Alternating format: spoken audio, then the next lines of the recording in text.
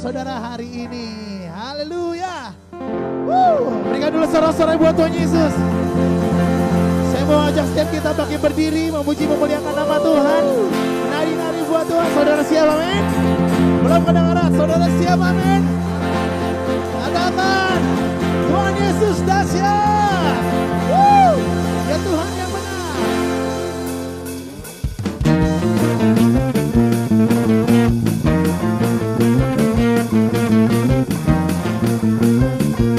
Mari tepuk tangan sama-sama.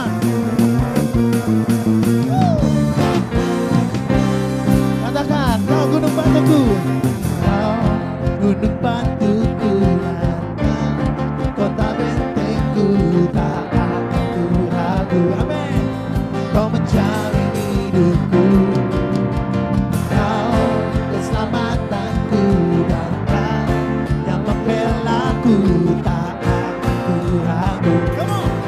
Kau menjamin hidupku, walau badai menerpa di dalam hidupku, rambut tanganmu Tuhan. Are you ready?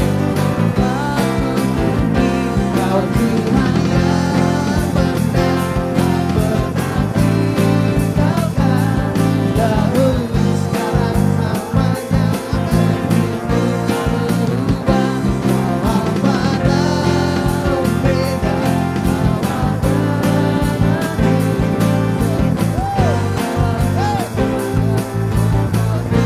mari tepuk tangan sama buat Tuhan Yesus. Katakan,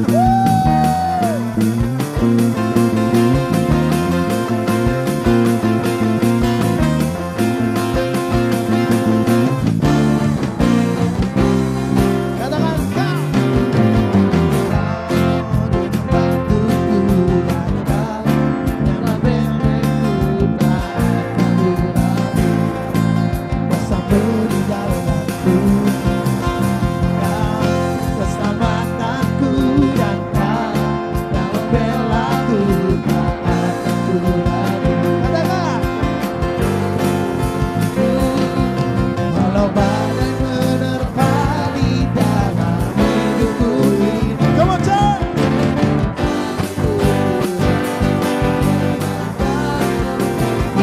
Kau Tuhan yang benar, dahulu, sekarang, selamanya, janjimu tak berubah. Kau Alfa dan Omega, awal dan akhir, semesta alam berpuja. Are you ready? Puji namanya.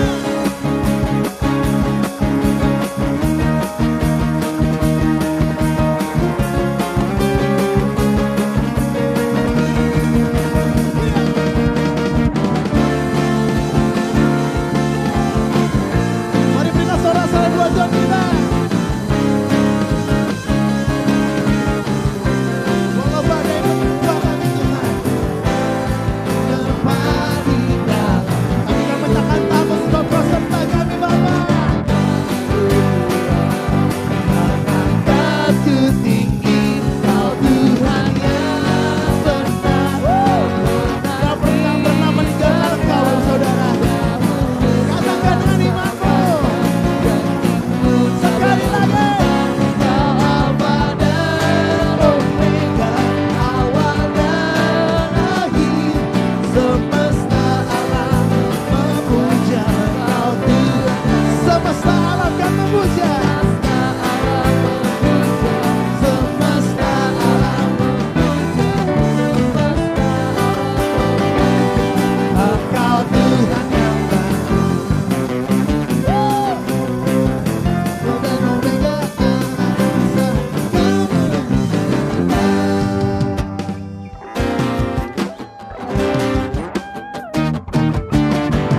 Big shout to the Lord, sing hallelujah. Biar segala yang bernafas memuji memuliakan nama-Mu Tuhan. Saudara yang di rumah mari bersuka cita, sebab kasih setianya selalu baru setiap hari. Katakan, segala yang bernafas datang memuji-Mu Tuhan.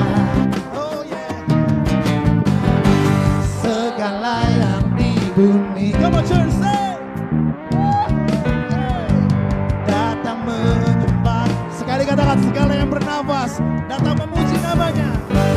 Segala yang bernafas. Come on. Yes, Lord. Memuji-Mu Tuhan. Segala yang di bumi datang menyembah-Mu Tuhan. Katakan tiada Tuhan. Seperti Engkaulah Raja, segala raja bersuka-suka, suka-suka, citalah bersorak-sorak, soraklah menari, narilah di hadapan Tuhan, tinggikan namanya, masukkanlah Tuhan, segala bangsa dan pemerintah kuasamu yang say. Haleluya.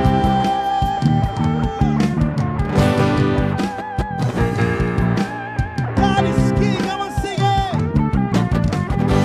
Segala yang bernafas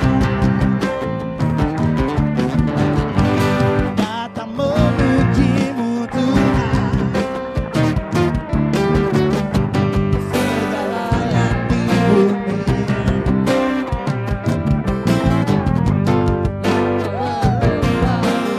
angkat dua tanganmu, katakan tiada yang seperti Engkaulah. Sekali lagi saudara katakan tiada Tuhan yang seperti Engkau.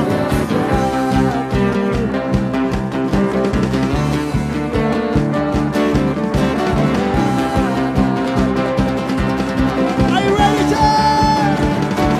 Suka-suka, citalah bersorak-sorak, soraklah menari, narilah di hadapan Tuhan, tinggikan namanya, masukkanlah Tuhan, segala bangsa dan pemerintah berkuasa-Mu yang dahsyat.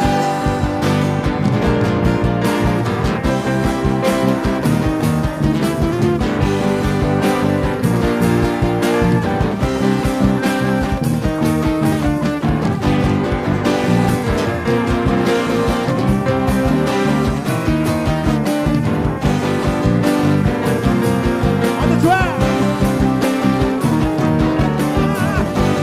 Segala yang bernafas datang memuji-Mu Tuhan. Segala yang di bumi datang menyembah-Mu Tuhan. Katakan tiada Tuhan, tiada.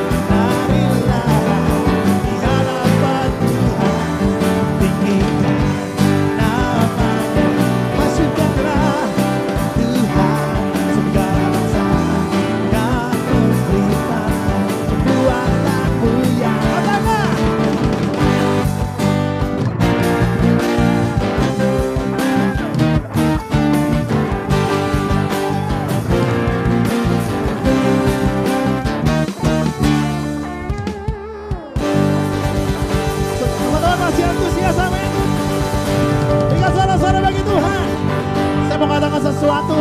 Ada kasih dari surga saat ini mengalir atas hidupmu dan hidupku. Yang percaya katakan amin. Kau mau menari, berdiri semua, masih tetap berdiri. Menari buat Are you ready?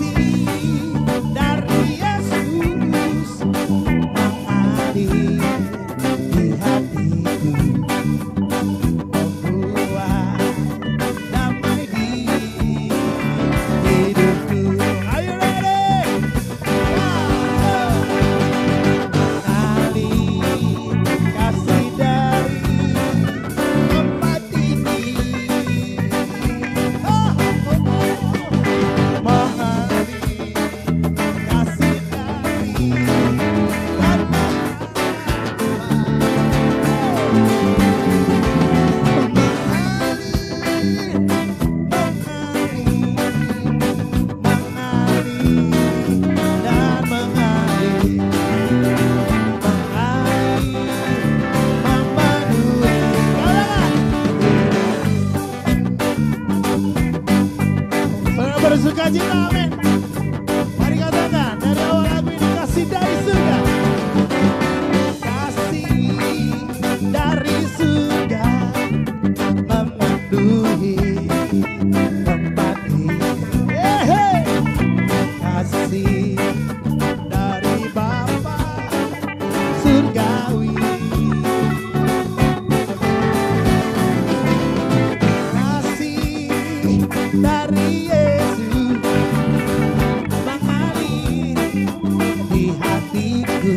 hatimu membuat apa? Damai di hidupku. Angkat dua tanganmu menari buat Tuhan. Kasih dari tempat ini mengalir. Kasih dari tata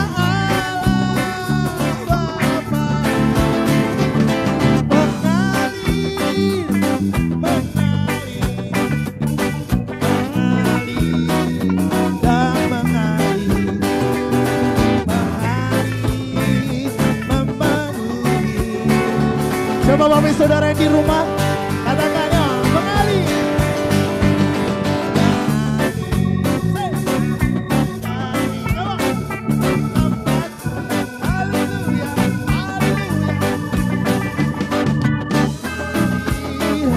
Kasih dari tata Allah Bapa.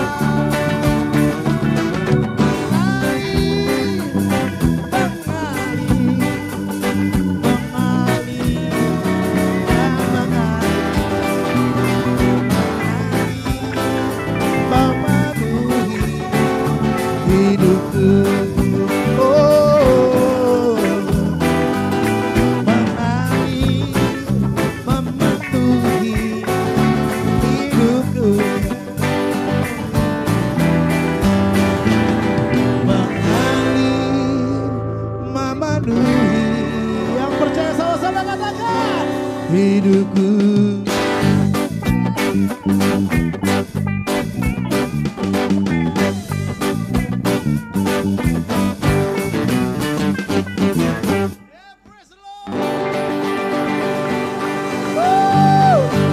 Yang bersukacita katakan amin. Amin. Haleluya. Saudara bisa kembali duduk. Saudara bersukacita hari ini, amin. Saudara boleh minum, karena saya juga mau minum.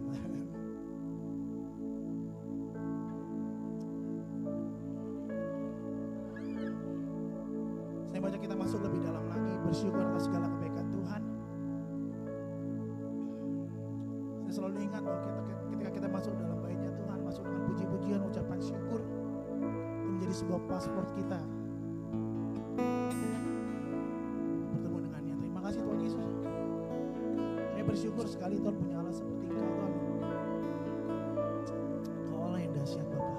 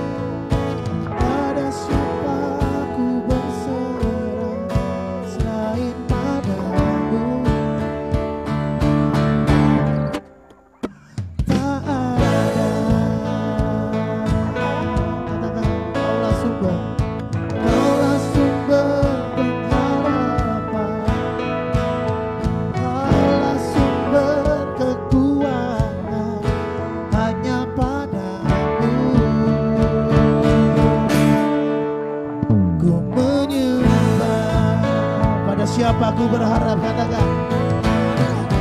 Pada siapa aku berharap, pada siapa aku berserah selain padamu. Tak ada, Kaulah sumber Tuhan, Kaulah sumber pengharapan.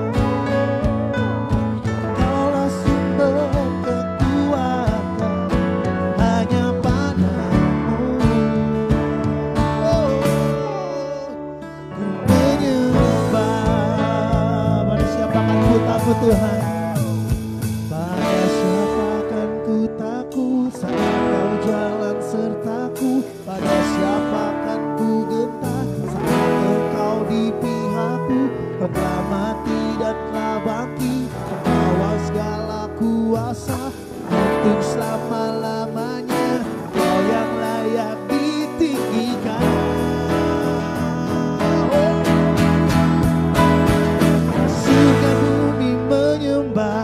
Meninggikan namanya selamanya, selamanya.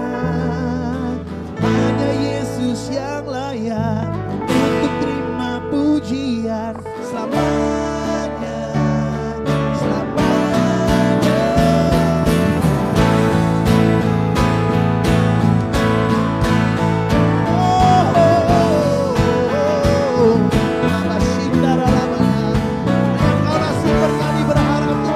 Berkekuatan kami Bapa, Jesus, Kaulah sumber pengharapan, Kaulah sumber pengharapan, Kaulah sumber kekuatan, hanya padamu menyembah. Pada siapa akan ku takut?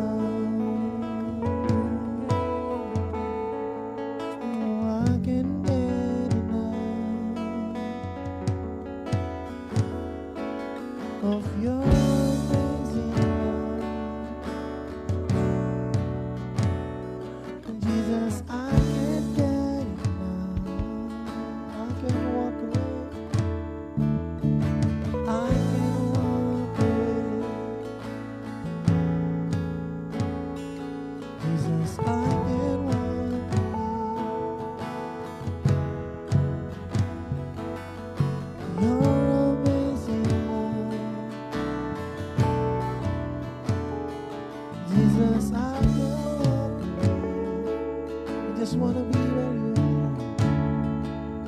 And I just wanna be where you are. And I just wanna be near your heart. There is nothing like your love, Jesus. There is nothing like your love. I just wanna be. And I just wanna be where you are. And I just wanna be near your heart. There is nothing like it. There is nothing like your love. I can't get enough. I can't get enough.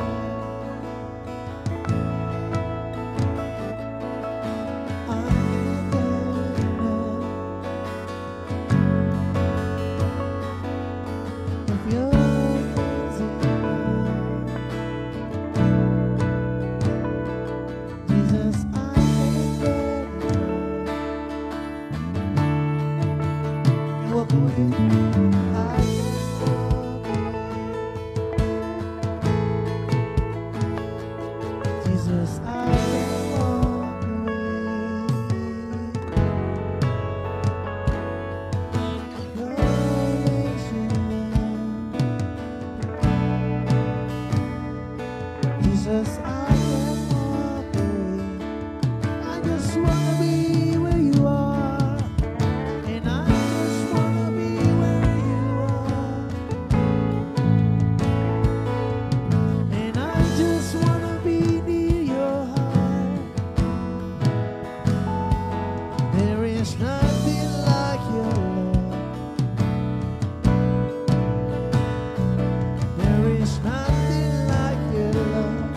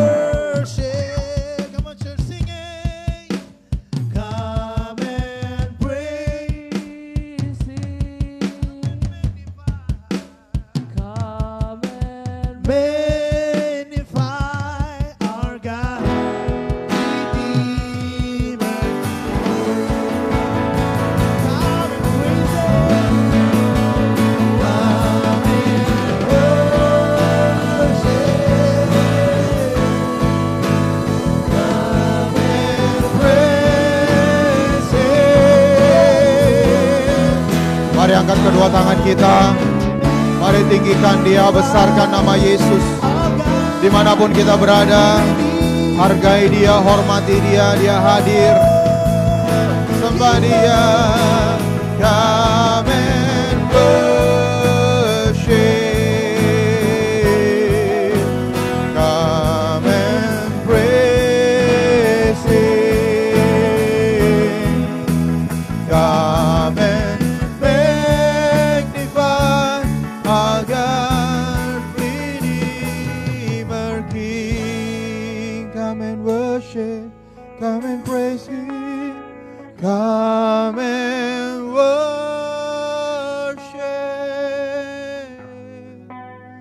Come and praise Him.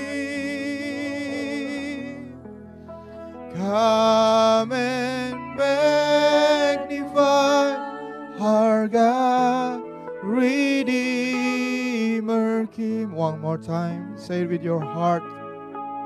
Let's come and worship Jesus. Come and worship. Come and praise Him. Come and magnify our God, Redeemer King. Come and magnify. Come and magnify our God, Redeemer King. Come and magnify our God. Come and magnify. Yes, Lord. Redeemer King. Mari beri kemuliaan bagi Tuhan kita. Dia Raja di atas segala raja, Dia penebus kita.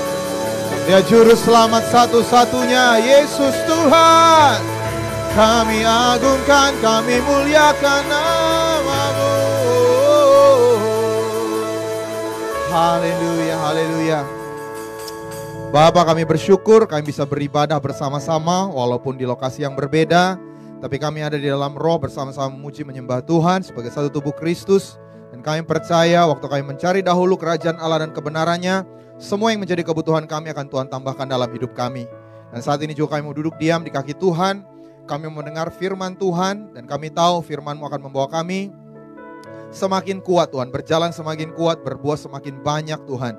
Sesuai dengan janji Tuhan untuk hidup kami ya Bapa. Urapi hamba-Mu dan kami semua di tempat kami masing-masing yang mendengar firman Tuhan. Biar Roh Kudus berbicara dan tolong kami untuk menjadi pelaku firman Tuhan. Di dalam nama Tuhan Yesus. Kita semua yang siap mendengar firman Tuhan sama-sama katakan amin. Haleluya, haleluya. Shalom, selamat hari Minggu. Sukacita sesudah lebih dari 3 bulan. Akhirnya saya dapat kesempatan lagi untuk bisa menyampaikan firman Tuhan. Dimanapun Bapak Saudara berada, baik jemaat Hope maupun yang tidak. Saya percaya kita sudah menanti-nantikan kapan bisa beribadah lagi secara offline. Ya, memang sensasinya beda ya. Selama ini saya ikuti ibadah online di rumah dan waktu hadir di studio memang atmosfernya beda. Jadi ya kita berdoa supaya kita segera bisa dapat izin untuk bisa pakai lagi gedung ibadah. Jadi untuk informasi memang karena kita masih menyewa sehingga ini bukan masalah kita tidak diizinkan oleh pemerintah. Jakarta sudah boleh, tapi karena kita masih menyewa dari pengelola gedung belum memberikan approval sehingga kita masih menunggu. Semoga secepatnya kita bisa dapat gedung ibadah dan kita bisa beribadah kembali bersama. Haleluya. Nah, hari ini saya menyampaikan firman Tuhan dengan judul tingkatkan imunitas rohmu. Tingkatkan imunitas roh kita. Kenapa ini penting Bapak Ibu Saudara? Memang sejak merebaknya virus COVID-19, kesadaran orang untuk meningkatkan imunitas tubuh itu jadi lebih tinggi dibandingkan sebelum pandemi. Dan memang itu sesuatu yang baik ya. Orang jadi rajin berolahraga, rajin berjemur, menjaga higienis tubuh, makan makanan yang sehat, kurangin makan junk food, kurangin gaya hidup yang tidak baik, tidur larut malam, semuanya dievaluasi sehingga itu sesuatu yang baik. Tapi saya merenungkan dampak dari pandemi COVID-19 ini atau penyakit apapun, terutama pandemi ini ya, ini bukan hanya sekedar imunitas tubuh yang diserang. Kalau saudara baca, Bapak saudara baca, ada banyak masalah lain yang timbul karena pandemi ini. KDRT meningkat, saya ada baca statistik dulu ya, kemarin saya Google, ini data statistik yang baru terjadi sejak pandemi berlaku. Di Prancis, kasus KDRT meningkat sampai 30% dalam 1 minggu, kekerasan dalam rumah tangga. Di Afrika Selatan dilaporkan otoritas setempat menerima setidaknya 90.000 pengaduan KDRT pada minggu pertama diberlakukannya pembatasan wilayah, PSBB. Pemerintah Australia melaporkan pencarian online, pelaporan online KDRT meningkat 75% hanya dalam waktu 1 minggu. Di Turki, para aktivis menuntut perlindungan lebih baik setelah kasus pembunuhan terhadap wanita meningkat sejak periode pembatasan wilayah 11 Maret. Jadi kita harus mengerti bahwa kondisi pandemi ini bukan hanya sekedar berdampak secara fisik. Dan ini masalah rohani. Nah, sebagai orang percaya, kita mengerti bahwa hidup itu bukan hanya melulu masalah jasmani. Di 1 Tesalonika 5:23, 1 Tesalonika 5:23 berkata, semoga Allah damai sejahtera menguduskan kamu seluruhnya dan semoga roh, jiwa dan tubuhmu terpelihara sempurna dengan tak bercacat pada kedatangan Yesus Kristus Tuhan kita. Katakan roh, katakan jiwa, katakan tubuh. Jadi roh, jiwa, tubuh, urutannya harus tahu ya. Banyak orang bilang tubuh, jiwa, roh. Bagi Tuhan yang paling penting itu roh, makanya disebutkan yang pertama. Roh, jiwa, baru tubuh. Nah, saya tidak bilang bahwa imunitas tubuh itu tidak penting.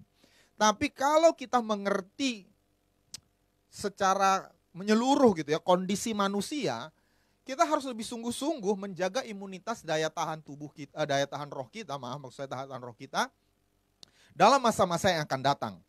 Di 2 Korintus 7 ayat 1, Rasul Paulus mengingatkan, saudara-saudaraku yang kekasih, karena kita sekarang memiliki janji-janji itu, marilah kita menyucikan diri kita dari semua pencemaran jasmani dan rohani. Perhatikan, Alkitab bilang ada pencemaran jasmani, ada virus secara jasmani, ada polusi secara jasmani, ada bakteri secara jasmani. Tapi juga ada pencemaran rohani. Jadi mungkin orang sehat secara jasmani, daya tahan tubuhnya secara jasmani sehat. Tapi secara rohani dia sakit-sakitan, secara rohani dia sekarat, secara rohani dia bermasalah dalam hidupnya. Dan Tuhan Yesus berkata di Matius 15 ayat 18-19, tetapi apa yang keluar dari mulut berasal dari hati dan itulah yang menajiskan orang. Itulah yang mencemarkan orang. Itulah yang membuat orang sakit secara roh. Apa? Karena dari dalam hati timbul segala pikiran jahat, pembunuhan, perzinahan, percabulan, pencurian, sumpah palsu, dan hujat. Di bagian yang lain Rasul Paulus bilang lagi tentang percabulan, penyembahan berhala, kedengkian, amarah. Jadi segala sesuatu yang sifatnya rohani itu juga harus kita hindari. Yang setuju katakan amin. Kenapa? Ini yang saya tidak nakut-nakuti. Kita takut sama virus COVID-19. Kita jaga supaya tidak tertular, tidak terpapar. Tapi Matius 10:28 berkata gini, janganlah kamu takut kepada mereka yang dapat membunuh tubuh. COVID-19 bisa membunuh tubuh kita. Tetapi dia tidak berkuasa membunuh jiwa. Takutlah terutama kepada dia yang berkuasa membinasakan baik jiwa maupun tubuh di dalam neraka. Jadi ini perkara rohani. Perkara jasmani bisa bunuh tubuh kita, tapi tidak bisa membinasakan jiwa kita. Tapi pencemaran rohani bisa membunuh tubuh dan bisa membunuh jiwa di neraka. Itu sebabnya sekali lagi saya tidak mengecilkan masalah menjaga ketahanan fisik kita. Tapi mari hari ini kita belajar firman Tuhan. Dan saya percaya begini, kalau kita secara rohani sehat juga, we save ourselves from a lot of problems. Kita tuh lagi jaga diri kita dari masalah-masalah yang gak penting. Saudara, diselidiki kenapa KDRT itu meningkat sejak PSBB. Katanya konon ya, saya tidak kaji secara dalam, orang lebih banyak stres sekarang. Karena penghasilan berkurang, karena mungkin working from home, atau omset berkurang, orang stres. Pelampiasannya kemana? Ke kaum yang lebih lemah. Atau juga karena bosen. Biasanya berangkat kerja, suami berangkat kerja, istri berangkat kerja, jarang ketemu, jarang konflik. Sekarang karena di rumah seharian berantem terus gitu ya. Dan itu bukan masalah tubuh, itu masalah rohaninya, itu masalah emosinya, masalah jiwanya. Itu sebabnya hari ini kita mau belajar bagaimana supaya imunitas roh kita bisa meningkat. Nah, kalau kita baca Bapak Saudara atau kita dengar informasi, ada 3 hal utama yang bisa menentukan ketahanan fisik seseorang. Yang pertama asupan. Apa yang kita makan, vitamin, makanan yang sehat, makanan bergizi, udara yang kita hirup, minuman yang kita minum, lalu kemudian jangan makan makanan yang sembarangan. Jadi apa yang masuk ke dalam tubuh kita, itu menentukan ketahanan imunitas tubuh kita. Lalu yang kedua, aktivitas fisik kita, olahraga. Orang yang rajin berolahraga, imunitasnya akan meningkat. Dan yang ketiga, istirahat yang baik. Jadi 3 hal, asupan, aktivitas, dan istirahat. Nah, saya akan terapkan ini secara roh. Apa yang berlaku dalam tubuh ini juga berlaku dalam roh. Yang pertama, kita harus kasih asupan yang baik. Input yang baik untuk manusia roh kita. Dan Alkitab menjelaskan ada 2. Yang pertama firman Tuhan. Katakan firman Tuhan. Mazmur 119 ayat 9 dan 11. Dengan apakah seorang muda mempertahankan kelakuannya bersih? Dengan menjaganya sesuai dengan firman-Mu. Anak muda katakan amin. Ya, tapi ini bukan hanya bicara tentang muda secara usia. Tapi ini bicara tentang semua orang. Orang muda itu orang yang dalam Alkitab gampang digoda, naif, sehingga gampang terjebak oleh tipuan iblis. Tapi dalam sense yang lebih luas, dalam pengertian yang lebih luas, kita ini semua muda, tidak punya pengalaman dalam mengatasi dosa. Kita rentan jatuh ke dalam dosa, sehingga kita bisa mempertahankan kelakuan bersih dengan cara menjaga sesuai firman Tuhan. Ayat 11, dalam hatiku aku menyimpan janjimu supaya aku jangan berdosa terhadap engkau. Jadi apa yang menjaga roh kita itu, jiwa kita itu bisa kuat menolak dosa, firman yang kita simpan dalam hati kita. Jadi dalam new normal ini, dalam apa istilahnya, tatanan kenormalan baru, jangan hanya tingkatkan imunitas tubuh kita, tingkatkan imunitas roh kita dengan apa? Banyak baca firman Tuhan, banyak pelajari firman Tuhan, amin. Banyak merenungkan firman Tuhan. Jadi firman Tuhan ini bukan hanya sekedar dibaca untuk kejar target. Sama kayak makan, kenapa kamu makan? Supaya kenyang, bukan. Kita makan itu supaya tubuh kita sehat. Kita makan itu supaya imunitas tubuh kita sehat. Nah, kita baca firman supaya apa? Supaya kalau ditanya kamu baca Alkitab tiap hari, saya bisa bilang iya, bukan. Kita baca firman Tuhan supaya apa? Supaya kita mendengar suara Tuhan. Dulu sudah pernah di-sharingkan tentang merenungkan. Kuasa merenungkan itu adalah dia bisa menyerap semua nutrisi rohani yang ada dalam makanan rohani. Jadi kalau kita cuma baca, kita nggak dapat apa-apa. Mungkin kita dapat informasi. Tapi kalau kita renungkan, kita minta Tuhan bicara, kita akan mendapatkan rema. Kita akan mendapatkan suara Tuhan untuk diri kita. Dan itu yang akan meningkatkan imunitas roh kita. Dosen saya dulu waktu di kuliah pernah bercanda gitu. Bedanya orang kurus sama orang gemuk. Apa? Makannya sama-sama banyak.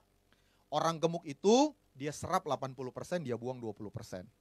Kalau orang kurus, dia cuma serap 20%, 80%-nya dia buang. Itu just kidding saudara ya. Ada yang kurus karena diet juga saudara. Tapi maksudnya gini, just because you eat doesn't mean you get the nutrition. Jangan, oh saya banyak makan, saya pasti sehat. Belum tentu, kalau yang diserap cuma 10%, nggak ada gunanya juga. Jadi sistem penyerapannya harus diperbaiki. Sama, kita dengar firman, oh saya mau dengar firman. Tapi kalau kita tidak pernah serap, kita tidak pernah dengar suara Tuhan, kita tidak pernah renungkan, maka itu cuma sekedar lewat, itu cuma sekedar jadi pengetahuan. Itu sebabnya, mari tingkatkan. Baca firman untuk dengar suara Tuhan. Jangan hanya baca firman Tuhan untuk sekedar kejar target. Selesai, oh saya banyak, saya baca 5 pasal sehari. Dan 5 pasal sehari itu apa yang kita dapat, apa yang kita dengar untuk diri kita. Atau mungkin untuk orang lain di sekitar kita yang perlu kita sampaikan. Jadi firman Tuhan itu asupan untuk tubuh roh kita. Tapi yang kedua juga Tuhan ingatkan tentang berdoa. Katakan berdoa. Yang di studio katakan berdoa. Haleluya. Ini jemaatnya antusias semua. Habis pelayanan duduk. Soalnya kalau di luar disuruh masuk. Matius 26 ayat 41. Berjaga-jagalah dan berdoalah, supaya kamu jangan jatuh ke dalam pencobaan. Roh memang penurut tetapi daging lemah. Jadi Tuhan Yesus beritahukan caranya. Kalau kita mau berjaga-jaga supaya jangan jatuh dalam pencobaan, kita harus berdoa. Katakan sama-sama berdoa. Jadi ini bukan karena kita hope, house of prayer, maka kita harus berdoa. Enggak.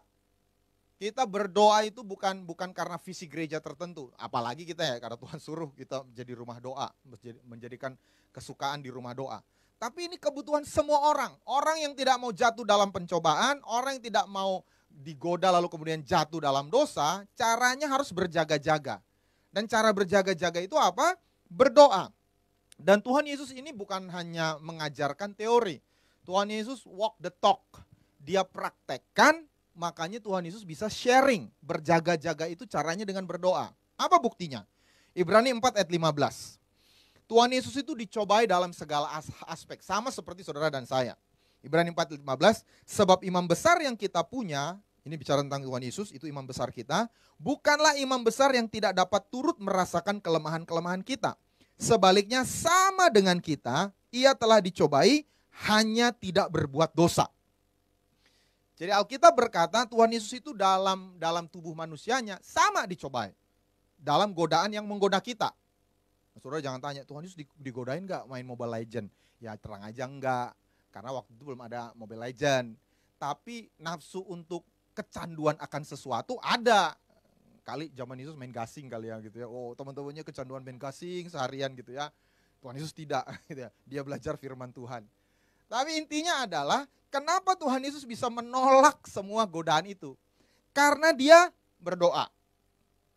Kalau kita baca di Injil, tiap pagi Tuhan Yesus itu berdoa. Dari pagi, ya ada yang bilang dari jam 3 pagi sampai murid-muridnya bangun. Dan itu tidak dilakukan, saya percaya hanya waktu dia sudah dibaptis dan mulai pelayanan. Susah saudara. Bangun kebiasaan doa langsung 3 jam sehari itu dimulai dari mana? Dari SD.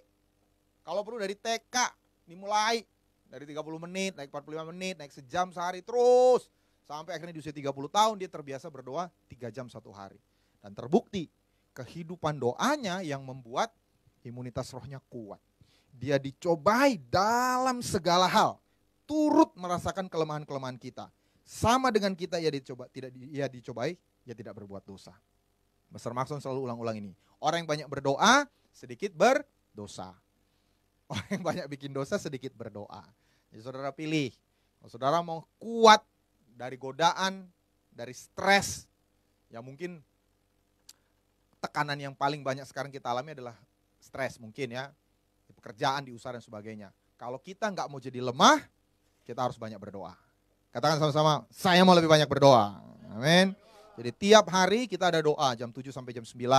Lalu pagi itu dari hari Rabu, Kamis, Jumat jam 9 sampai jam 12. Jadi Bapak Saudara bisa ikuti, kita doa sama-sama supaya tubuh kita kuat, asupan roh kita kuat. Lalu yang kedua, kita harus punya aktivitas rohani, yaitu melayani. Katakan melayani. Jadi melayani itu bukan pertama-tama untuk Tuhan atau untuk orang lain. Pelayanan itu pertama-tama untuk diri kita. Kalau kita mau roh kita menyala-nyala, kita harus lakukan sesuatu dalam pelayanan. Roma 12 ayat 11. Kita baca dengan suara yang keras. 2, 3. Janganlah hendaknya kerajinanmu kendor, biarlah rohmu menyala-nyala dan layanilah Tuhan. Jadi roh yang menyala-nyala dan pelayanan kepada Tuhan itu sejalan. Kalau saudara mau roh menyala-nyala, terus melayani. Kalau saudara merasa roh saudara mulai lemah, mulai suam-suam kuku, mulai terlibat lagi dalam pelayanan. Nah banyak yang berpikir begini, Pastor sekarang kita gak ada ibadah, pelayanan saya asyir, berarti saya gak pelayanan dong. Oh pastor saya sekarang, saya pembina gereja anak, ibadah anak gak ada, sekarang online. Kalau dulu masih ada komsel dan sebagainya, sekarang terbatas. Pertama kita bisa siasati dengan online, tapi yang kedua ini saya mau sampaikan. Pelayanan itu tidak tergantung kepada struktur atau event. Yesus itu di luar struktur. Kalau saudara baca di Injil ya, Tuhan Yesus itu tidak melayani di dalam struktur. Dia tidak ikut Saduki, dia tidak ikut Farisi, dia tidak ikut ahli Taurat, dia bahkan tidak punya sinagoga. Dia nggak ada satu sinagoga lalu dia pimpin, tidak. Dia berjalan keliling. Kalau di Kisah Rasul 10:38 dikatakan Tuhan Yesus berjalan keliling berbuat baik, mengusir setan, menyembuhkan orang. Jadi pelayanan itu adalah kita memenuhi kebutuhan orang.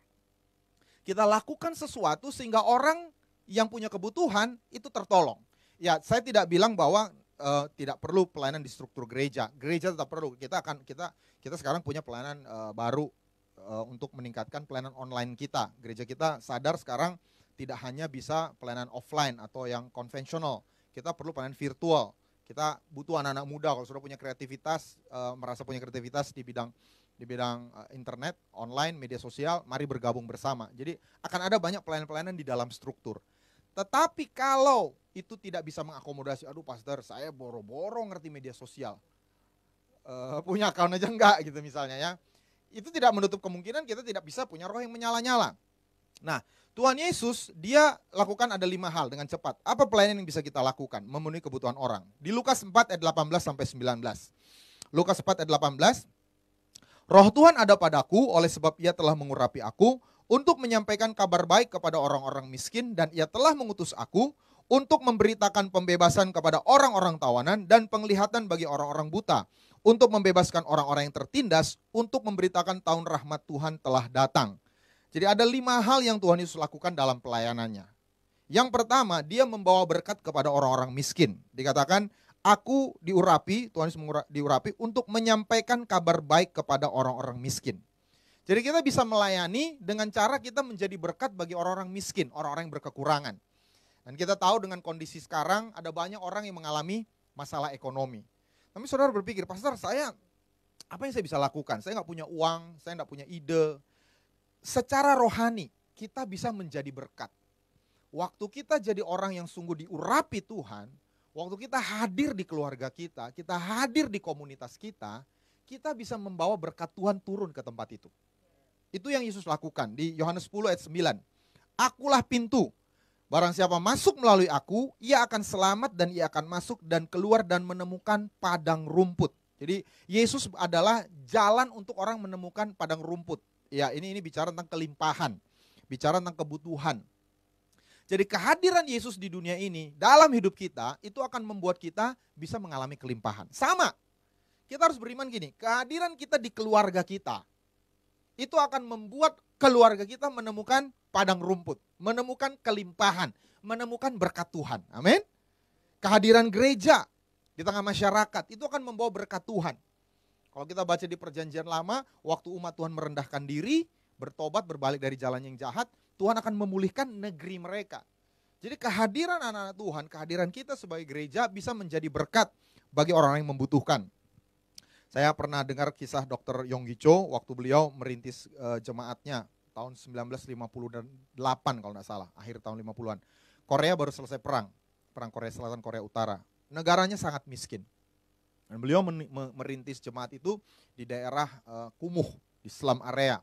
Dan beliau khotbah tentang surga. Kerajaan surga itu kerajaan yang luar biasa. Di surga itu nanti jalanannya dari emas, pintu gerbangnya dari mutiara. Nah, jemaat-jemaatnya orang miskin berkata, pastor, saya sih percaya bahwa suatu saat kita akan sampai di surga yang mulia.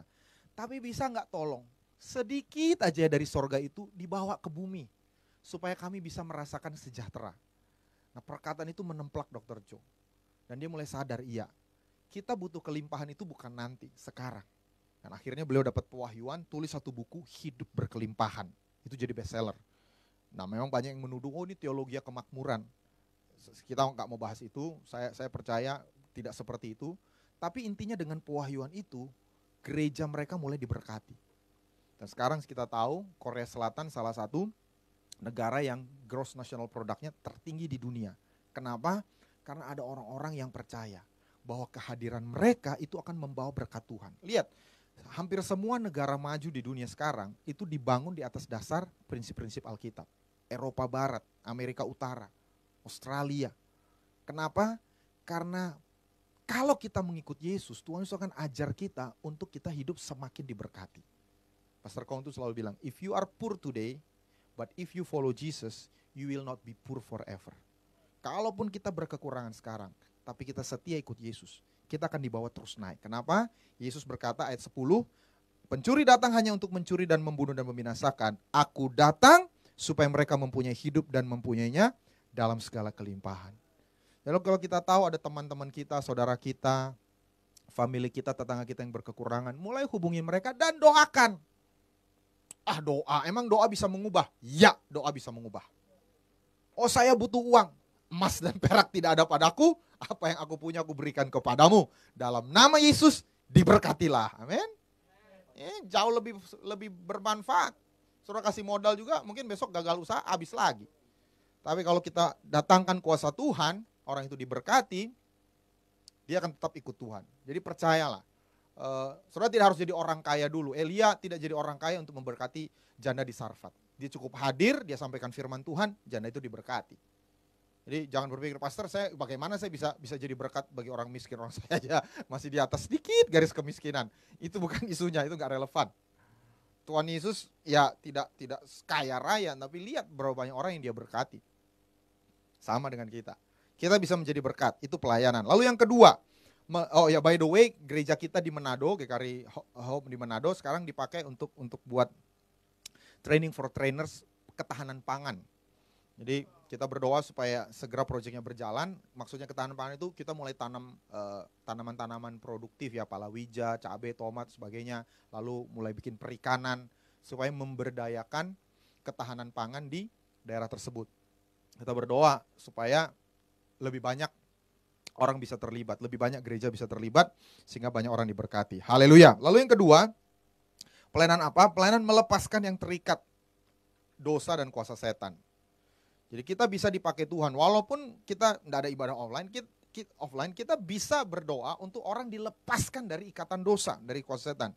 Dikatakan untuk memberitakan pembebasan kepada orang-orang tawanan. Jadi tawanan di sini adalah tawanan dosa, terikat. Dia mau lepas dari narkoba tapi nggak bisa. Mau lepas dari pornografi tapi nggak bisa. Mau lepas dari perjudian, dari alkohol tapi nggak bisa. Kenapa? Karena yang mengikatnya itu roh sifatnya. Saya tidak anti dengan counseling. Counseling itu dibutuhkan untuk membuat orang yang baik makin baik. Tapi kalau orang bermasalah, counseling itu tidak cukup. Butuh pelepasan dalam nama Yesus. Setannya ditengking, sesudah setannya keluar, baru di-counseling. Tapi kalau di-counseling, setannya nggak diusir-usir, dia akan tetap mengulangi lagi. Dan yang bisa melakukan ini, cuma orang yang percaya Yesus. Cuma orang yang hidup di dalam Tuhan Yesus. Satu kali di Kisah Rasul pernah ceritakan ada orang-orang yang mencatut nama Yesus. Ketemu orang kerasukan, dalam nama Yesus yang diberitakan Paulus, aku usir engkau. Setannya ngebalik jawab, Paulus aku kenal, Yesus aku kenal, kamu siapa? Jadi tidak sekedar sebut nama Yesus makanya setannya pergi. Harus orang-orang yang sungguh-sungguh punya otoritas dalam nama Yesus. Orang-orang yang sungguh-sungguh ikut Tuhan. Jadi kalau kita orang-orang yang dipakai Tuhan, orang-orang yang dekat dengan Tuhan, mari gunakan kesempatan ini, doakan orang-orang yang terikat. Ya kita bersyukur dengan teknologi sekarang. Saya percaya kuasa Tuhan Yesus itu bukan ditentukan oleh jarak. Oh kalau pelepasan itu harus di depan mata, tumpang tangan baru setannya lepas. Enggak juga. Kuasa nama Yesus itu berkuasa bukan karena jarak. Bukan karena, ya kita tidak anti penumpangan tangan, tapi kondisi sekarang penumpangan tangan sudah agak dibatasi, tidak memungkinkan. Tapi apa gara-gara nggak bisa numpangin tangan, makanya tidak ada impartasi? Nggak juga.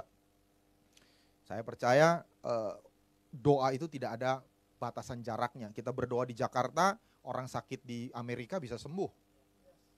Kenapa? Karena dalam alam roh tidak ada jarak, sama. Kita doakan, kita layani orang yang terikat dan mereka akan dilepaskan. Lukas 13 ayat 16. Bukankah perempuan ini yang sudah 18 tahun diikat oleh iblis? Jadi hati-hati, ada orang yang diikat oleh iblis. Kita perlu lepaskan. Harus dilepaskan dari ikatannya itu karena ia adalah keturunan Abraham. Jadi hanya nama Yesus yang bisa menghancurkan ikatan iblis. Lalu yang ketiga, kita bisa melayani dengan cara membawa kesembuhan secara supranatural. Katakan supranatural. Nah, kita tidak anti dengan penyembuhan natural. Kita percaya Tuhan pakai dokter, Tuhan pakai obat-obatan. Tapi ada hal-hal yang tidak bisa disembuhkan secara natural. Dikatakan penglihatan kepada orang-orang buta. Zaman itu memberi penglihatan kepada orang buta itu mustahil. Ya, zaman sekarang mungkin sudah bisa sebagian. Kalau katarak, kalau karena glukoma mungkin bisa. Tapi kalau dia buta sejak lahir, saya belum ketemu ada dokter yang bisa. Mungkin transplantasi mata bisa. Tapi mata yang itu lalu dikasih penglihatan, itu supranatural sampai kapanpun. Dan saya percaya bahwa Tuhan mau kita juga dipakai untuk bergerak secara supranatural di dalam pandemi ini. COVID-19 belum ada obatnya. Tadi pagi saya baca ada yang kasih WhatsApp video, Universitas Airlangga Surabaya mulai menemukan. Tapi setiap zaman selalu ada penyakit yang nggak ada obatnya. Sampai sekarang AIDS nggak ada obatnya, cancer nggak ada obatnya. Artinya apa? Harus supranatural. Atau kalaupun ada obatnya secara natural, kadang-kadang kita nggak ada hepengnya. Bisa sih sembuh 2 miliar. Udahlah supranatural aja. Sayang gitu, duitnya lebih baik dipakai buat yang lain.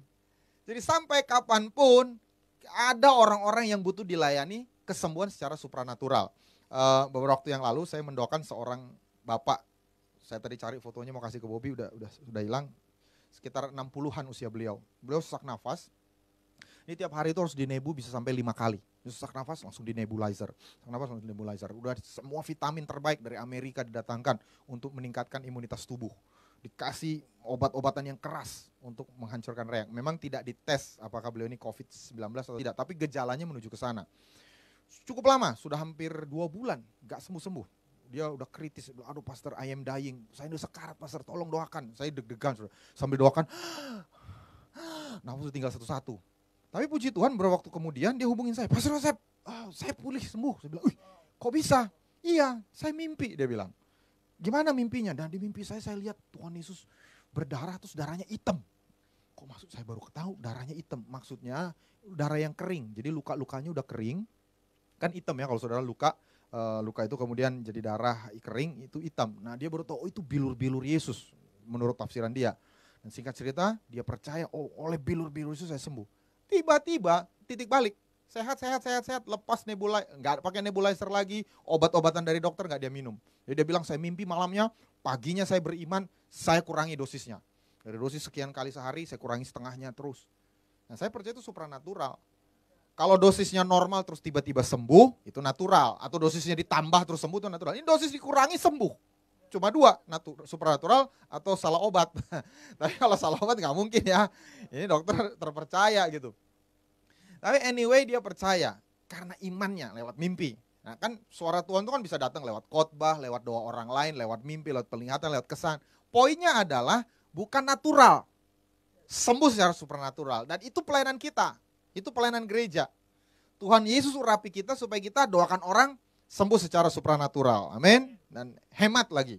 Habis itu dia nggak perlu lagi nebu dan sebagainya. Ya, saya percaya mujizat Tuhan itu juga ada sisi ekonomisnya. Bukan hanya menyembuhkan, tapi ya menyelamatkan kantong juga. Amin. Amin. Matius 9 ayat 22. Tetapi Yesus berpaling dan memandang dia setelah berkata, teguhkanlah hatimu hai anakku, imanmu telah menyelamatkan engkau. Katakan imanku. Jadi iman kita itu kalau dalam bahasa Inggris itu make me whole. Membuat kita utuh, pulih. Jadi bukan sekedar menyelamatkan roh, tapi membuat kita pulih. Dan memang ini konteksnya, maka sejak saat itu sembuhlah perempuan itu. Jadi dia sembuh karena imannya. Lalu yang keempat, pelayanan kita menyembuhkan jiwa yang terluka, membebaskan orang-orang yang tertindas. Kalau dari Yesaya 61 ayat 1, jadi Tuhan Yesus mengutip di Lukas ini dari Yesaya 61. Untuk merawat orang-orang yang remuk hati. To heal the broken hearted. Kayak apa? Didi Kempot ya, the God of ya. The Godfather of broken. Jadi sekarang tuh banyak orang broken heart, saudara. Sampai ada generasi of broken heart, bangga lagi gitu ya. Lagi galau. Nah, kita bisa melayani mereka, saudara. Amin. Yang youth atau saudara sendiri sedang mengalami ya. Jadi perlu dilayani. Jadi orang yang broken heart itu banyak sekarang. Nah itu pelayanan, saudara nggak perlu tunggu struktur atau PIC, usher, broken hearted gitu ya. Saudara tahu siapa yang broken heart, saudara telepon, saudara hubungi, itu pelayanan. Ya ini penelitian ya, 1 dari 5 manusia modern, hidup zaman modern itu mengalami stres. 1 dari 5, 1, 2, 3, 4, 5. Jadi minimal di sini ada 2 yang stres. Dari wajahnya bisa kelihatan. Nah orang-orang yang stres ini kalau ditanya apa yang mereka rindukan rasa damai di hati. Ada yang stres dikasih duit nggak berubah juga, nggak sembuh juga, karena stresnya bukan karena uang, mungkin stresnya karena ditolak cintanya mungkin gitu ya. Ada yang nggak butuh perhatian, butuhnya apa misalnya solusi pemulihan keluarga dan sebagainya. Tapi Yesus berkata kita diurapi untuk apa? Untuk memulihkan mereka yang broken heart. Di Yohanes 14 ayat 27, damai sejahtera ku tinggalkan bagimu, damai sejahtera ku berikan kepadamu. Jadi ini obat untuk jiwa yang terluka. Apa yang kuberikan tidak seperti yang diberikan oleh dunia kepadamu, janganlah gelisah dan gentar hatimu. Jadi apa yang bisa kita tawarkan? Damai sejahteranya Yesus. Tidak sama dengan damai sejahtera dunia ini. Saya tidak bilang bahwa kita tidak bisa bantu mereka dengan teknologi, psikologi dan sebagainya. Kita lakukan itu. By the way, ini saya dititip iklan. Jadi minggu ini worship from home hari Jumat tanggal 19 Juni tahun 2020, Jumat ini jam 12, bicara tentang stress management.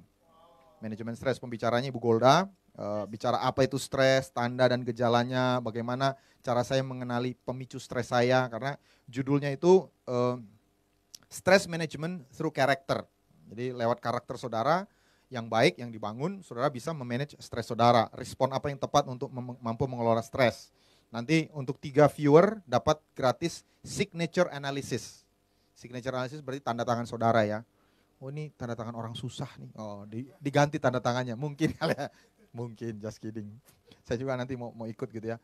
Tapi intinya gini, Tuhan panggil kita untuk menolong orang-orang yang hatinya sedang terluka, sedang stres, sedang depresi. Itu pelayanan. Sekali lagi mungkin saudara tidak ahli dalam stress management dan sebagainya, bisa belajar. Tapi kalaupun saudara tidak ahli, saudara bisa berdoa supaya damai sejahtera Yesus itu turun dalam hati mereka, sehingga mereka pulih. Amin. Lalu yang terpenting menurut saya adalah membawa orang kepada keselamatan kekal. Kita melayani orang supaya mereka percaya dan akhirnya masuk surga. Di 1 Tesalonika 4 ayat 14, orang yang mati di dalam Tuhan itu dikumpulkan bersama dengan Yesus. Jadi banyak orang sekarang takut dengan kematian. Tiap hari kita ini diupdate dengan kematian. Kalau yang suka ikutin ya. Tiap hari itu berapa yang sakit, berapa yang sembuh, berapa yang meninggal. Jakarta, Indonesia, Amerika. Jadi tiap hari itu diupdate, ada yang meninggal. Dari dulu sebenarnya ada yang meninggal, tapi hari ini tuh dipublikasikan gitu. Jadi kita aware, meninggal. Jadi kayaknya intimidasi kematian itu dipublikasikan gitu. Tapi saya mau beritahu, suatu saat semua orang akan meninggal. Yang membedakan adalah sesudah meninggal kemana. Dan kabar baiknya kita bisa tahu. Di dalam Yesus, kalau kita meninggal di dalam Yesus, kita dikumpulkan bersama dengan Yesus di sorga. Jadi kematian itu cuma transisi.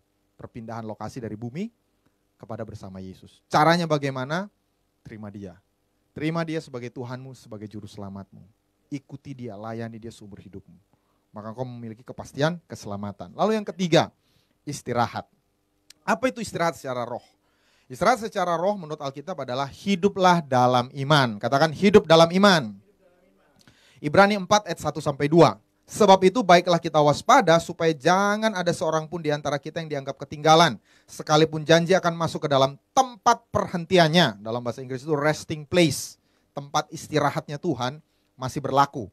Mari kita baca sama-sama ayat 2, 3. Karena kepada kita diberitakan juga kabar kesukaan sama seperti kepada mereka. Tetapi firman pemberitaan itu tidak berguna bagi mereka. Karena tidak bertumbuh bersama-sama oleh iman dengan mereka yang mendengarnya. Jadi Alkitab jelas bilang syarat kita mau istirahat, mau tenang di dalam hadirat Tuhan adalah iman. Katakan iman. Jadi cerita ini gambaran orang Israel. Mereka mendengar firman Tuhan, mereka mendengar janji Tuhan akan masuk ke tanah berlimpah susu dan madu. Tapi mereka tidak percaya. Mereka bersungut-sungut, mereka meragukan kuasa Tuhan. Akhirnya cuma 2 orang yang sampai, Kaleb dan Yosua. Nah, penulis Ibrani ingatkan, jangan sampai kita dengar firman yang menguatkan iman kita, tapi kita tidak percaya. Akibatnya apa? Kita hidup stres. Kita hidup dalam ketakutan, kita hidup dalam intimidasi. Sehingga daya tahan tubuh rohani kita turun, daya tahan tubuh jasmani kita turun, gampang sakit dan sebagainya. Dan bagaimana caranya? Ya memang ada banyak pelajaran tentang iman, tapi saya diberkati dari bagian ini. Ibrani 11 ayat yang ke-6. Ibrani 11 ayat yang ke-6 ini bicara tentang bagaimana hidup dalam iman. Tetapi tanpa iman tidak mungkin orang berkenan kepada Allah. Sebab barang siapa berpaling kepada Allah, ia harus percaya bahwa Allah ada dan bahwa Allah memberi upah kepada orang yang sungguh-sungguh mencari Dia. Jadi ada beberapa hal hidup beriman. Yang pertama, kita harus tahu bahwa tanpa iman, kita tidak bisa menyenangkan Tuhan. Dalam bahasa Inggris itu dikatakan, without faith we cannot please God. Tidak mungkin menyenangkan Tuhan. Jadi hidup beriman itu adalah mutlak. Kalau kita mau menyenangkan Tuhan, kita harus hidup dalam iman. Dan dikatakan hidup beriman itu harus berpaling kepada Allah. Nah saya cek di bahasa Yunaninya, berpaling itu bukan menoleh gitu. Allah sebelah sana, menoleh, bukan. Berpaling itu artinya adalah approach, mendekat, datang kepada, mendekat kepada Allah. Itu hidup beriman. Jadi hidup beriman itu semakin lama semakin dekat dengan Tuhan. Lalu kemudian dikatakan hidup beriman itu ia harus percaya bahwa Allah ada. Nah percaya ini bukan hanya sekedar tahu, oh Tuhan ada. Setan juga tahu. Yakobus bilang setan itu tahu Tuhan ada. Makanya kalau saudara ateis, saudara kalah sama setan. Setan aja percaya Tuhan ada. Tapi tahu bahwa Tuhan ada belum tentu dia berserah sama Tuhan. Bersandar kepada Tuhan. Percaya di sini adalah bersandar. Trust. Pasrah. Nah kenapa kita bisa trust seseorang? Karena kita kenal dia. Kalau saudara, saya misalnya gitu ya, saudara diajak ke Citayam. Saudara lebih percaya Bobby atau Icop? Gak percaya dua-duanya. Saya percaya Icop, Icop tinggal di sana. Bobby orang Kediri. Icop, gak tahu dari umur berapa gitu ya. Saya trust sama dia, saya gak akan kesasar. Kenapa? Karena saya kenal dia. Sama dengan Tuhan, percaya itu bukan sekedar, oh Tuhan itu ada, Tuhan itu pencipta langit dan bumi. Kita trust. Jadi percaya itu hasil mengenal dia, itu hidup beriman. Dan kita sudah berulang kali diajarkan mengenal Tuhan itu pengalaman. Menyembah Tuhan, mengalami Tuhan, mengalami hadirat Tuhan, mengalami pertolongan Tuhan. Dan Alkitab berkata juga orang yang beriman itu percaya bahwa Allah memberi upah kepada orang yang sungguh-sungguh mencari Tuhan. Katakan sungguh-sungguh. Di sungguh-sungguh itu bukan sekedarnya mencari Tuhan. Ada usaha. Ada intensitas yang lebih tinggi dari biasanya.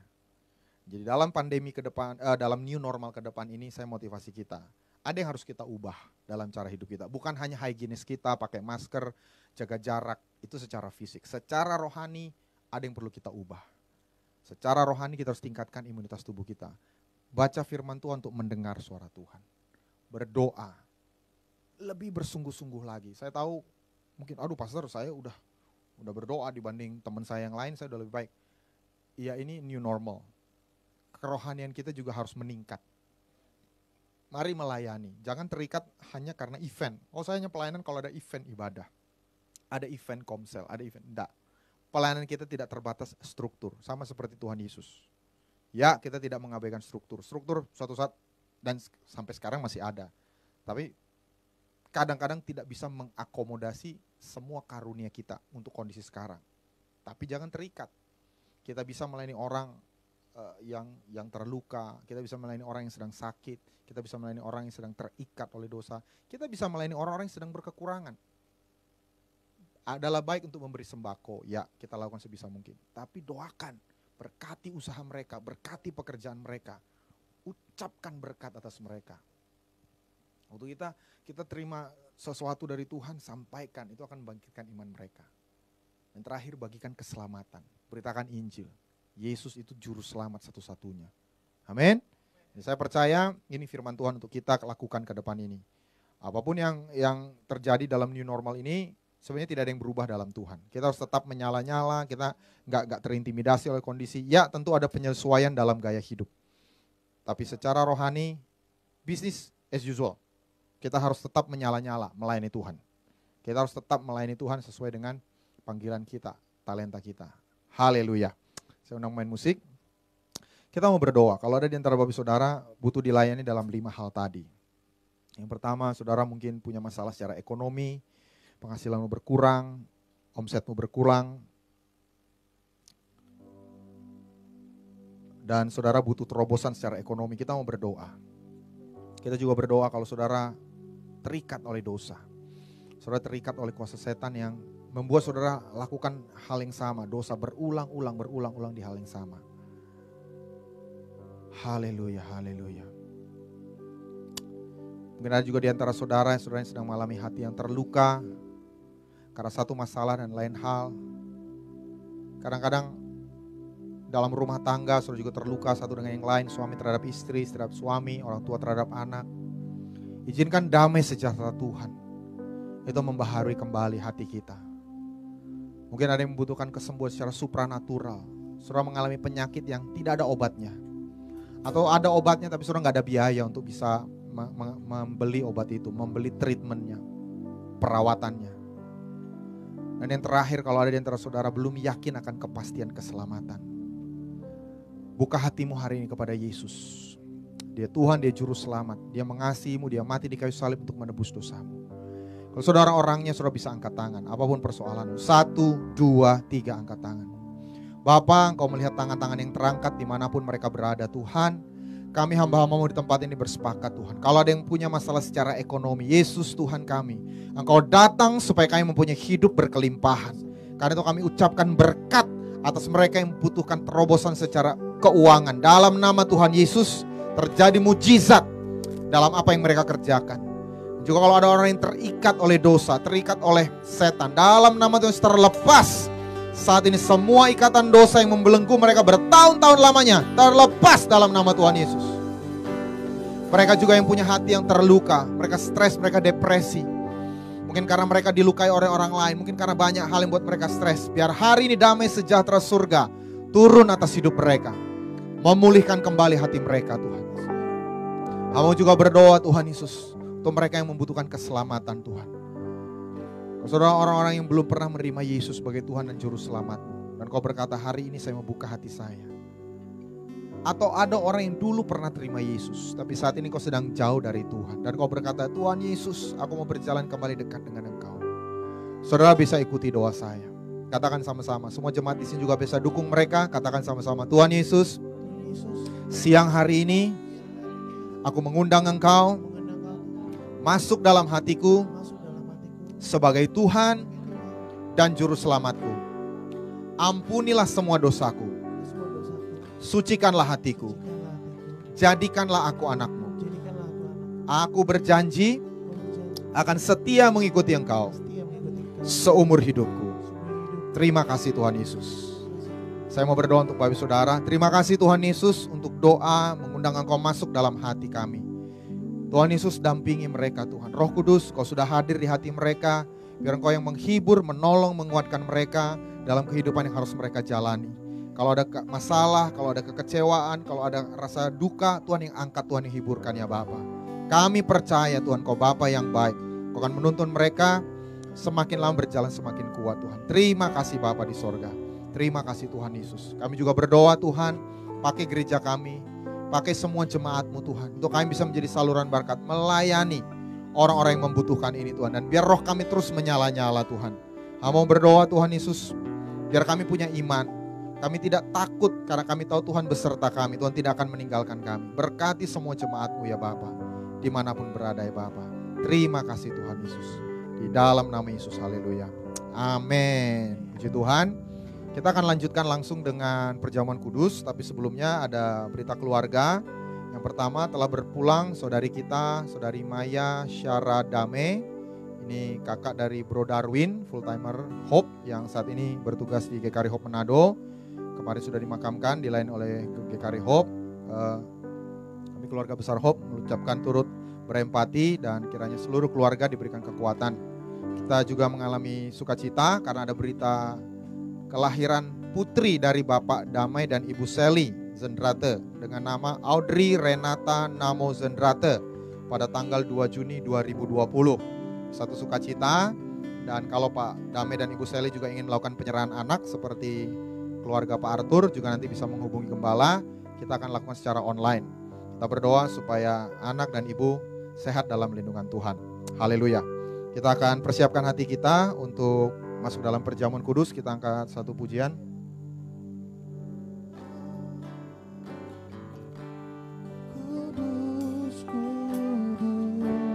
Mari siapkan makanan dan juga minuman yang Bapak Saudara akan pakai.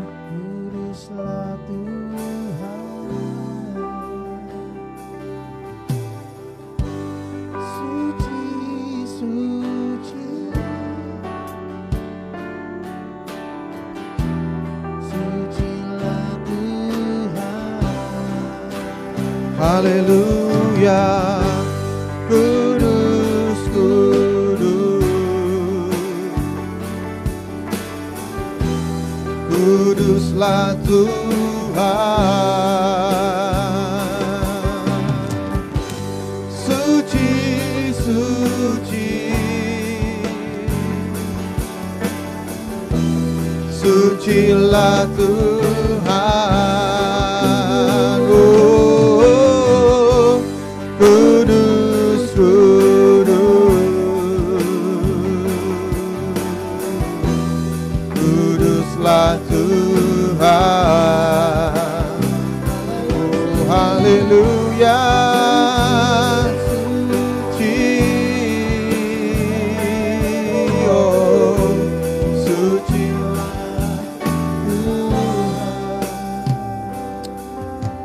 Bapak, kami bersyukur hari ini kami bisa bersekutu, dijamu dalam perjamuan kudus, makan tubuh Kristus dan minum darahnya sebagai tanda kami bersekutu di dalam Engkau Tuhan. Terima kasih Tuhan Yesus karena kematian-Mu di kayu salib, kami berhak mengambil bagian dalam tubuh dan darah-Mu. Kami percaya ada kuasa. Kami melakukan ini setiap minggu, karena kami tahu Tuhan, setiap kali kami melakukannya, kami mengingat akan pengorbanan-Mu yang menyembuhkan kami, menyelamatkan kami, memulihkan kami. Sucikan dan kuduskan setiap kami. Mari untuk beberapa saat kita datang kepada Tuhan Yesus. Masing-masing pribadi-pribadi datang. Minta darah Yesus menyucikan hati kita, pikiran kita, semua yang kita lakukan Tuhan Yesus sucikan. Supaya ketika kami mengambil bagian dalam perjamuan ini kami diberkati ya Tuhan. Kami percaya ada berkat supranatural yang kami akan alami. Kesembuhan, terobosan keuangan, pemulihan. Apapun yang kami butuhkan ada di dalam Yesus. Mari kita angkat roti di tangan kanan kita. Terima kasih untuk tubuh yang dipecah-pecahkan bagi kami Tuhan. Saat kami memakannya, kami percaya kami mengambil bagian dalam tubuh-Mu. Kami menjadi satu dengan Engkau. Kami juga akan mengalami kesembuhan. Kalau kita berkata roti itu kesembuhan bagi anak-anak. Siapa membutuhkan kesembuhan saat engkau memakan roti, makanan yang kau pegang, ada kesembuhan terjadi. Kalau engkau percaya dalam nama Yesus, makanlah.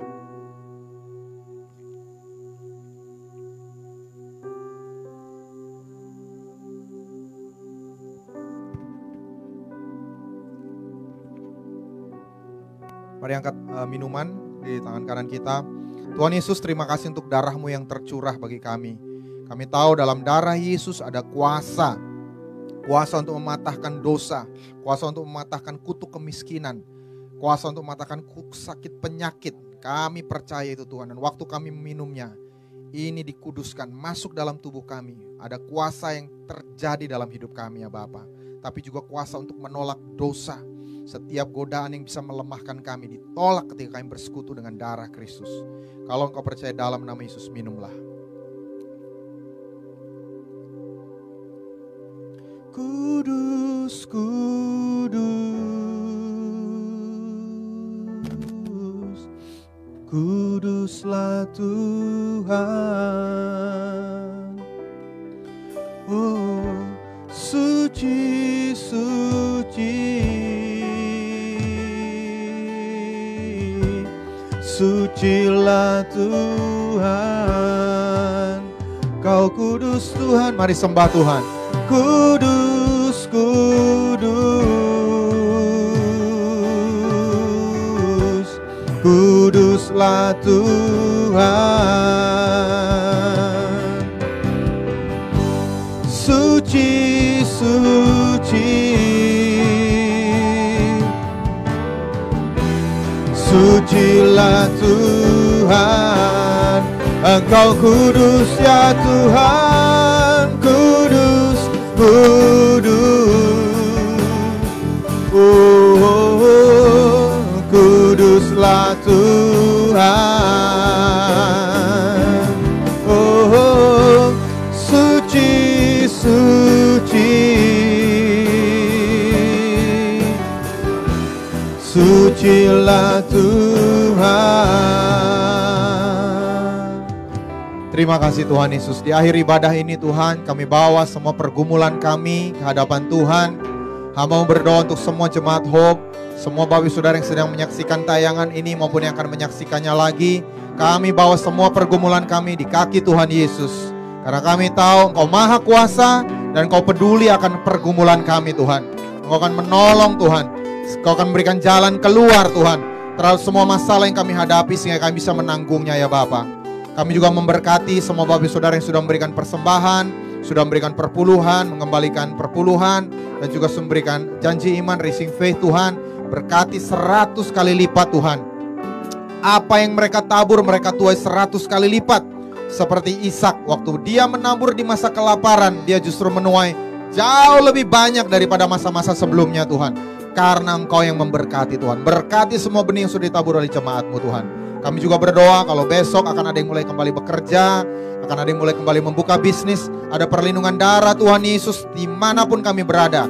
Kami dijagai oleh Tuhan. Kami bertemu dengan orang-orang yang sehat. Kami berdoa juga kalau ada orang yang sakit bertemu dengan kami, mereka mengalami kesembuhan. Karena ada pengurapan Tuhan yang bekerja di dalam kami dan melalui kami. Terima kasih Bapa di sorga. Kami muliakan Engkau Tuhan. Mari Tuhan, sebelum kita akhiri ibadah ini, kita angkat kedua tangan kita. Terimalah berkat dari Tuhan. Kiranya berkat dari Allah Bapa, damai sejahtera dan kasih karunia dari Anaknya Yesus Kristus, persekutuan dan penghiburan Roh Kudus menyertai kita sekalian, mulai dari saat ini sampai Maranatha Yesus datang kedua kalinya, bahkan sampai selama-lamanya. Dan kita semua yang mengasihi Tuhan sama-sama katakan, amin. Puji Tuhan. Terima kasih sudah beribadah bersama-sama kami. Terima kasih juga semua yang sudah melayani. Katakan kepada yang melayani, terima kasih. Tuhan berkati, sampai ketemu di acara Hope Online selanjutnya. Amin.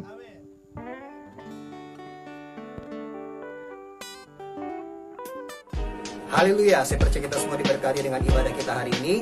Dan saat ini saya akan memberikan informasi kepada Bapak Ibu Saudara.